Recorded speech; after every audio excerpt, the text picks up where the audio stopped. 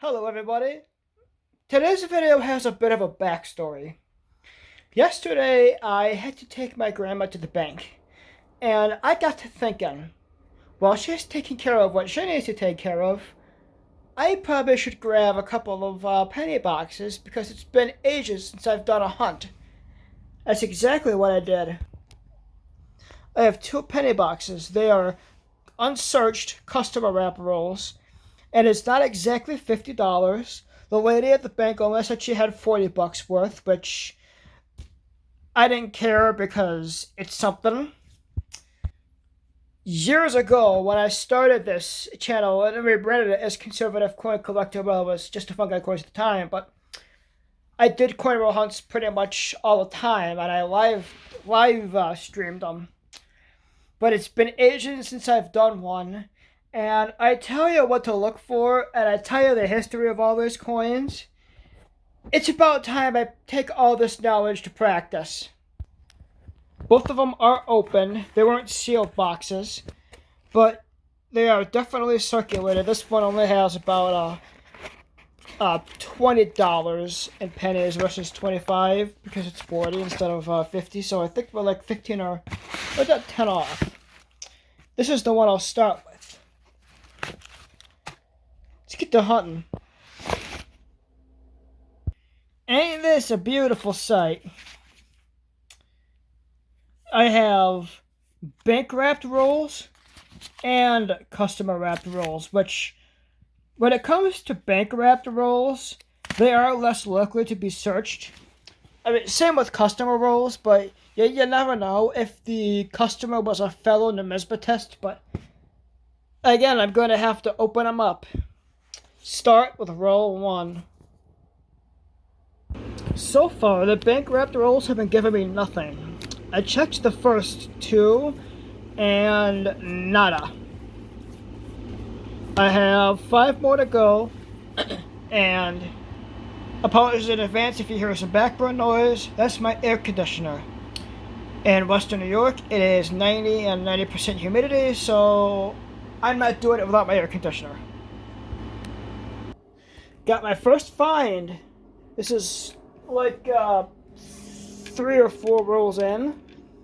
A 1963 Laureate Portrait Canadian.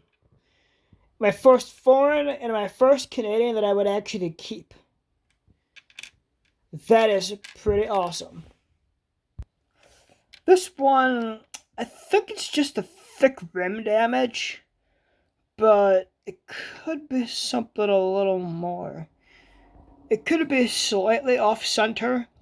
Some off-center coins are so slightly off-center, it's kind of hard to tell with a microscope. But if you take a look at the rim, it's definitely thicker than usual. It could be just some rim damage, but it's just another interesting find. I'm probably going to put it back, but I'm just going to take a closer look into it, and I'll put it in my finds for now. I'm down to my last bankroll, and so far with only 2 finds. Oh, no, I lied. I have 3 more. They are circulated, but I haven't found all that much. These remind me of circulated bankrolls that I find while I'm at work, and I have to fill the pennies at the register. I find absolutely nothing, and what I do find is not worth taking home. Find number 3, I have a second Laureate portrait. Shut my air conditioner off so you can actually hear me better. Yes, my AC is important, but if it messes with the audio, I can just shut it off and turn it back on. But this is my second Laureate portrait, my third find, or my second find. It depends on what that rim is. It's probably just some thick rim damage I'll put back, but it's always good to have a couple extra finds. It may not be finds, but it could be something. This is a 1963 second Canadian, and so far, I'd say so far this is pretty good for just like 5 or 6 rolls. It's all about the hunt. The hunt is what get you excited, not the finds. If you don't find anything, It should just be excited I got to hunt some pennies, but now let I find a couple of things. I'm a million times more excited.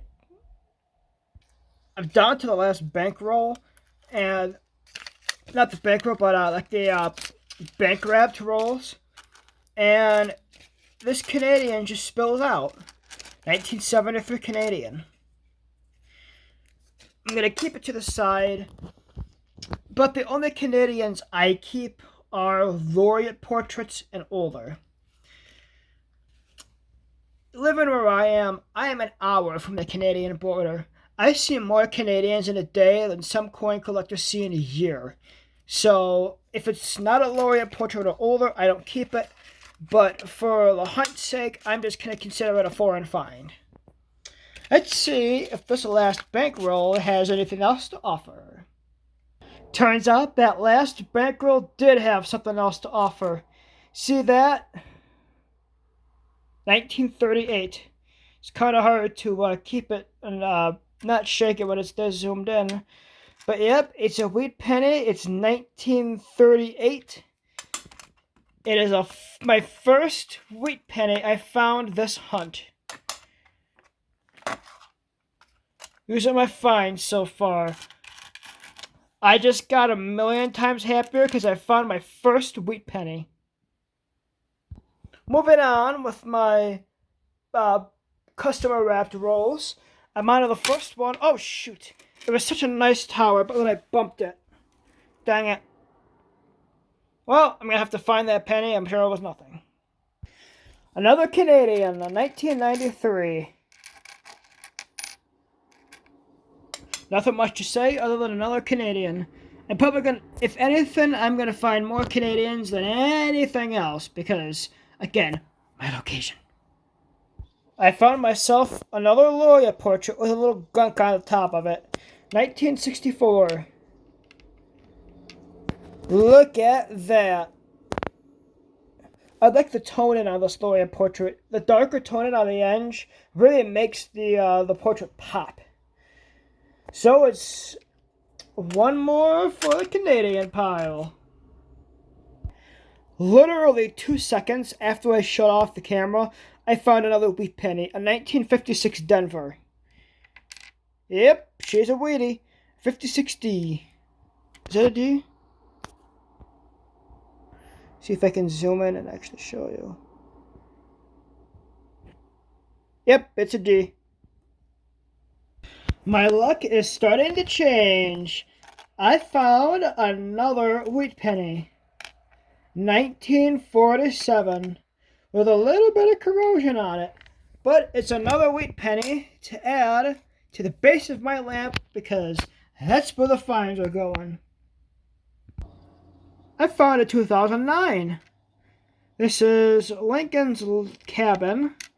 It's just a 2009 no mint mark. But it's Lincoln's cabin. These all have official names. I'm just not sure what they are. I just go by the picture.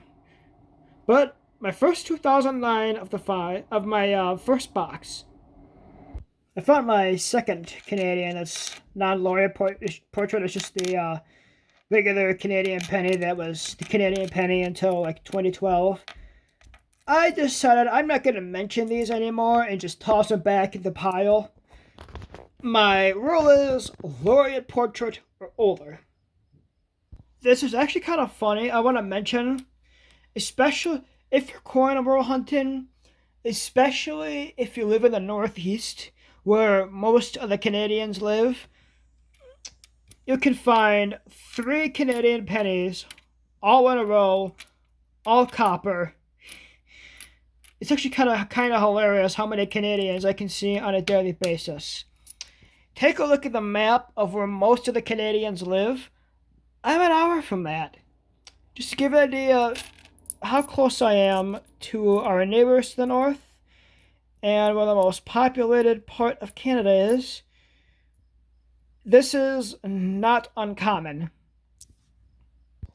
I had a heart attack when I saw this coming up in my roll. It is a King George VI from 1943.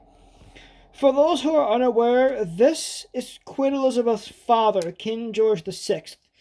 He was the reigning monarch, and when he passed away, I think it was like 1952 was when he passed away, and that's when Queen Elizabeth took over. And of course, she was the monarch for 70 years before her inevitable passing. But her passing, I looked up, was old age. 96 is not young. Got my next wheat penny. This is wheat penny, if I'm counting. 1, 2, 3. This is wheat penny 4.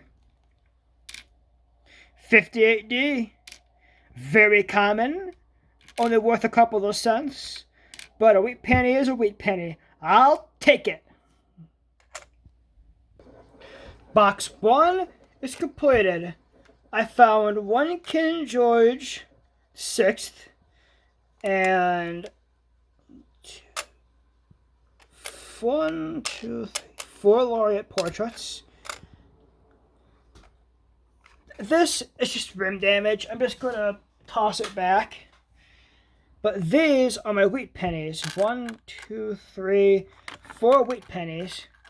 A 2009. And I'm actually setting aside a couple of 1999s to check for the white AM. But if they don't have the white AM, I'm not keeping them. Box 1 is complete. It's currently noon. I've been hunting since about 11:15, so I've hunted for just about an hour.